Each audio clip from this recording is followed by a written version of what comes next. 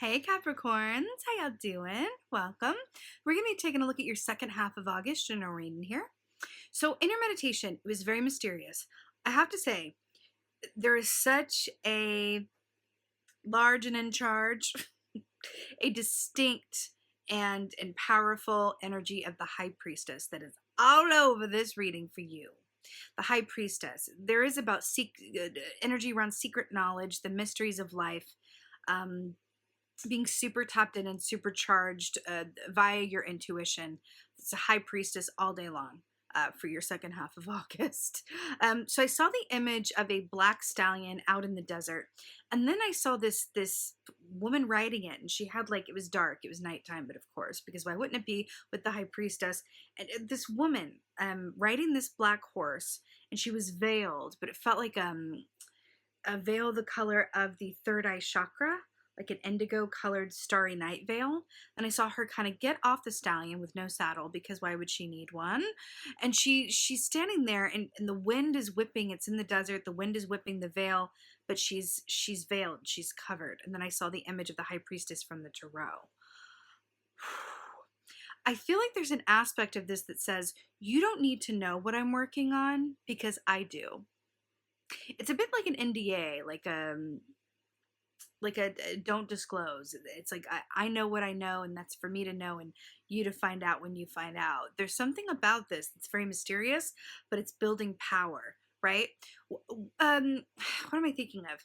You know that aspect when someone doesn't feel the need to defend themselves or defend their point of view or over explain, and that innately makes them powerful? That it's a trait of the young to feel the need to explain themselves. There's something about that. You do not feel the need to explain yourself, and that feels incredibly powerful and embodied in a way that just feels like it's a new aspect that you're enjoying. It feels really, really, really, really nice. Really, really nice. So I'm very curious. Let's go ahead and see what your cards say. Hey Capricorns, let's go ahead and see what your animal energy is for the second half of August. Animal, right. Okay. I'm in England now, so I say right all the time. Anyway, I said it before anyway.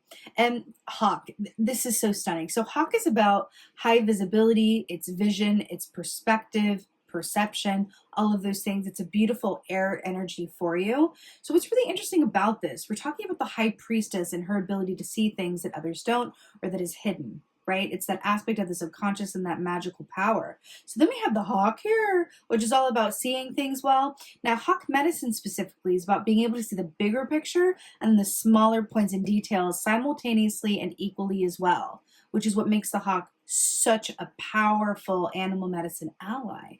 So I like this coming up for you. Now, there's another aspect of hawk energy that equates to that of the Two of Wands in the tarot. Now, the Two of Wands feels really perfect for you with what we're seeing, because the Two of Wands is about planning, details, procedure, building your foundation before the Three of Wands comes along and people start noticing what you're doing and then step in to offer, to sponsor, to help, to, benefact, whatever that is.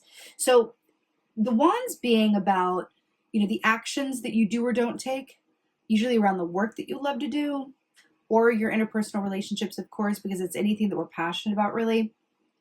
The fact that this is speaking to the foundation and getting everything in order and seeing things and focusing before the big reveal with the Three of Wands and you're moving forward, this feels so, so perfect. So perfect, so apt. And I can literally feel that High Priestess energy just like right here in the room with me. But I do feel like your intuition is going to be on fire in a really beautiful way. On fire. Right. Yay. Whoa, my favorite. So here we have the Fool. I'm so obsessed with this. So the Fool, again, it's the starting point. It's starting a new cycle. It's new beginnings. It's a fresh perspective. It's a new lease on life. I'm so here for this for you. This is very positive. Very, very positive and very auspicious. There's an aspect to this, though, that is drawing my attention. So, do you see this mountain in the background, right? Mountains are symbols of trials or hard work or perseverance. And I do feel like there's something about your experience at the moment that is either benefiting from your own sense of perseverance or your past, experiences. But there's also a bit of this. If you look at the perspective here, the way that this artist has depicted this is that the Fool is higher than the mountain, right? And then where does the mountain come to? The Fool's knees. If you're ever, and not to get too dark on you, Capricorn, although I think you can roll with it. If you ever really want to take someone down in a fight, go for the knees, darling.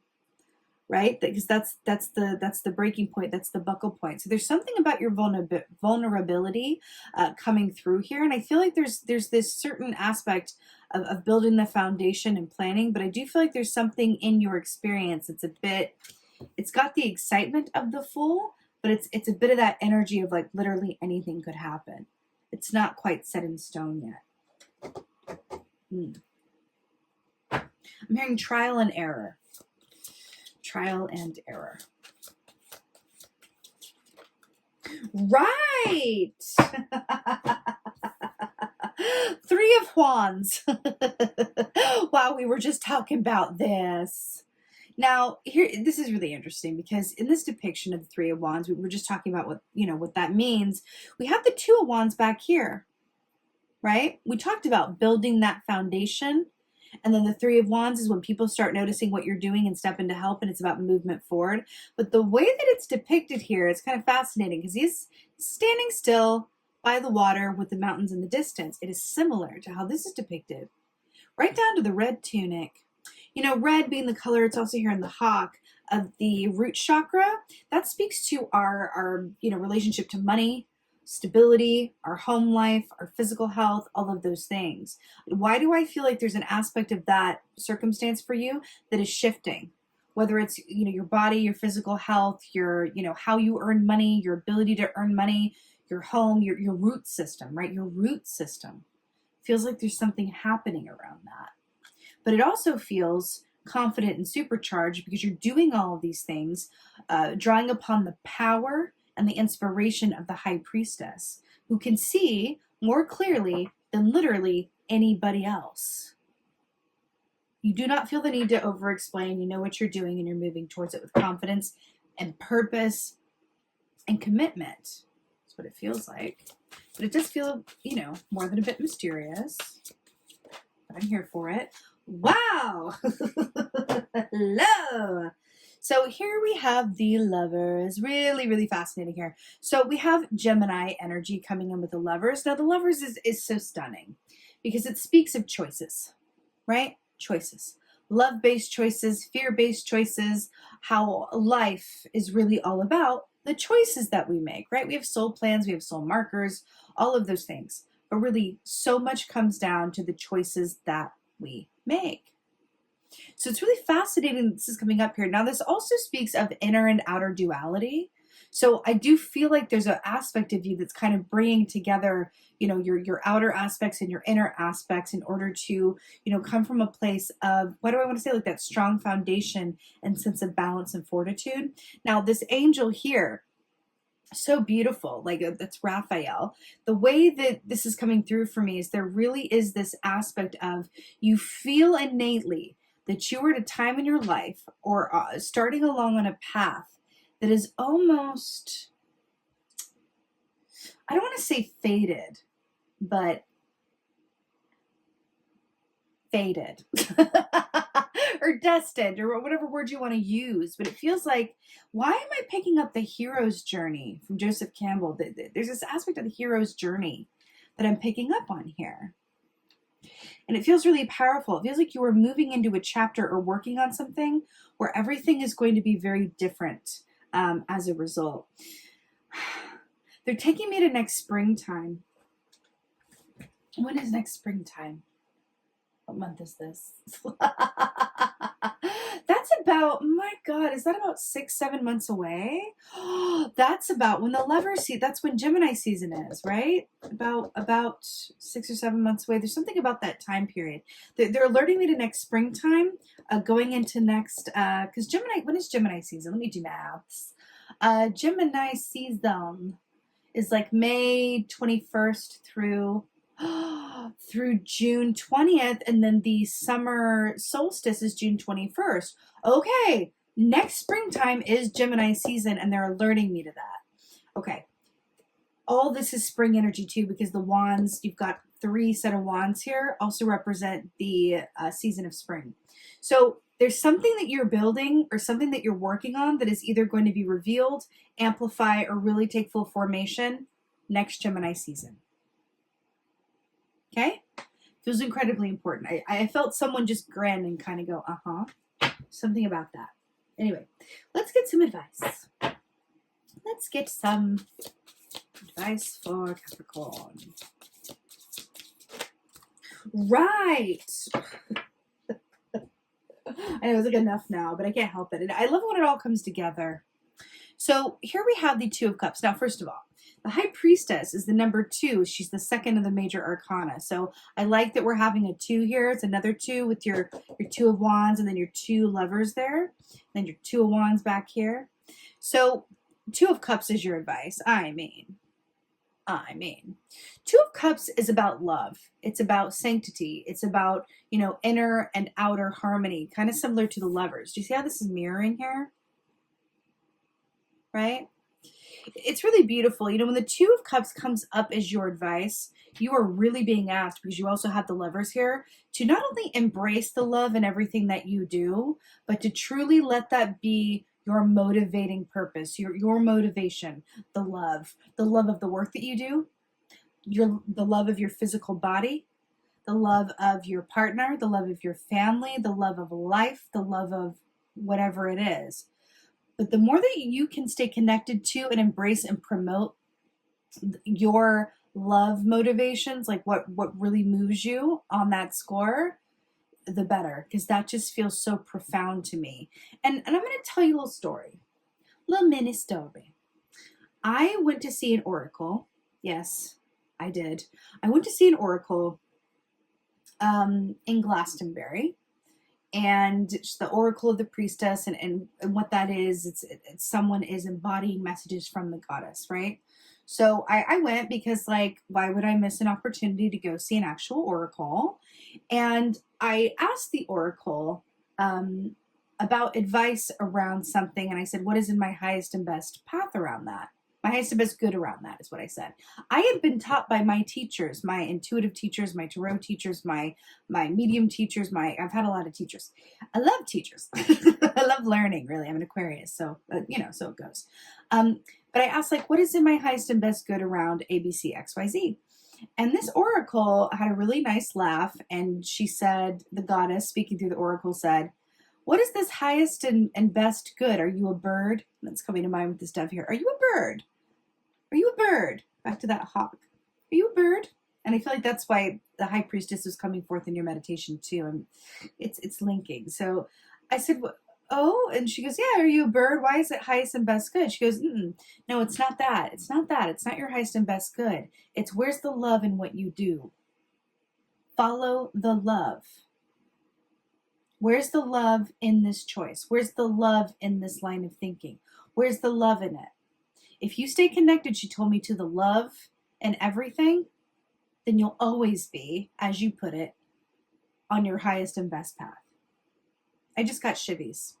Where's the love in it? Where's the love? Where's the love? Where's the love? Stay connected to the love in all that you do.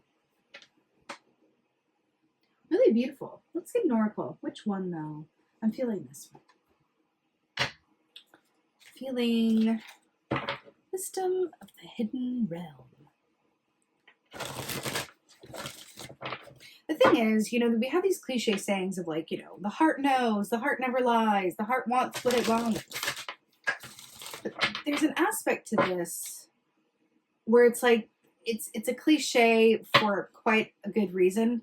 The heart really does know best. You, of course, to have a fully balanced experience, as spiritual beings having a human experience, we must incorporate the mind and, all of that. But the heart, when they say the heart wants what it wants, that is a very powerful force. And I feel like you're able to draw upon that energy during this time in a really profound way. Also, see what's on the top of that 2 there? That is the headdress worn by the High Priestess in the Tarot. So she's coming to you now, the turning of the tides. That's a Gandalf line, anyway. Let's get your oracle. I just got shivvies all over my body, and I'm here for it, and hello. Sacred union, partnership, romance. Literally 3 times 3, so mote it be. Look at all this coupling. The heart wants what it wants. Partnership, romance. What did I literally just say? Stay connected to the love in everything that you do, because it is leading you to something that is only going to give you more love, but it's really leading you to exactly the best spot for you. Partnership, romance. Stay connected to the love. That is your compass. Okay? That is your compass. That is your compass. Capricorn, why are you giving me Valentine's Day right now? But I'm here for it. This is really beautiful, y'all. It's really, it's also with the 2 of Wands here. The 2 is a huge number for you. And I'm really here for it. I love this, Capricorn. Thank you for this reading. This was replenishing in a lot of ways. So I always say this, but I say it especially to you now. I'm sending you so much love and blessings for the second half of August. I so hope that this helps and resonates. If so, please do let me know in the comments below, because I absolutely love reading your comments. Please like, share, and subscribe. I would so appreciate that, of course. And with that being said, just thank you so much for being here. I so appreciate each and every one of you. And most of all, and as always, just thank you for being you. And be well. Until next time.